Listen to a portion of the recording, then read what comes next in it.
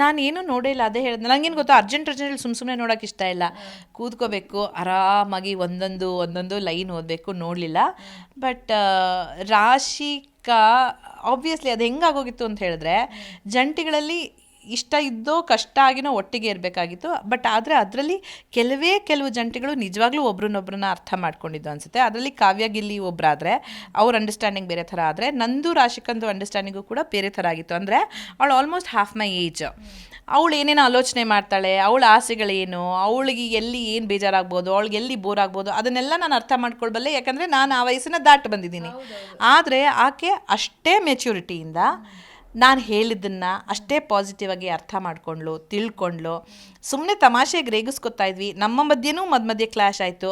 But ನಾವಿಬ್ಬರು friends ರೀತಿಯಲ್ಲಿ ಒಂದು ಜಾಗ ಇರ್ತಿತ್ತು ಮೇಲ್ಗಡೆ, ಅಲ್ಲಿ ಕೂತ್ಕೊಂಡು ನೀನು ಹೀಗೆ ಮಾಡಿದ್ಯಾ, ನಂಗೆ ಹರ್ಟ್ ಆಗಿದೆ, ಅವಳು ಹೇಳ್ತಿಲ್ಲ ಅಕ್ಕ ನೀವು ಹಿಂಗೆ ಮಾಡಿದ್ರೆ ನಂಗೆ ಅದು ಹರ್ಟ್ ಆಗಿದೆ. ಸೊ ಆ ವೈಮನಸ್ಸುಗಳು ದೊಡ್ಡದಾಗಬಹುದಾಗಿದ್ದು ನಮ್ಮ ಮಾತುಕತೆಗಳಿಂದ ಇದಾಯಿತು.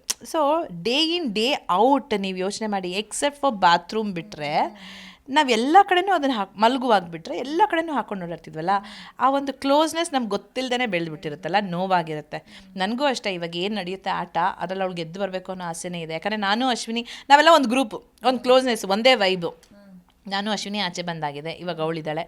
ಅಟ್ಲೀಸ್ಟ್ ಫೈನಲಿಸ್ಟ್ಗೆ ಹೋಗಿ, ಯಾಕಂದರೆ ಆ ಎಲ್ಲ ತಾಕತ್ತು ಅವಳಲ್ಲಿ ಇದೆ, ಹೋಗಿ ಗೆದ್ದು ಬರಲಿ ಅನ್ನೋ ಆಸೆ ಇದೆ.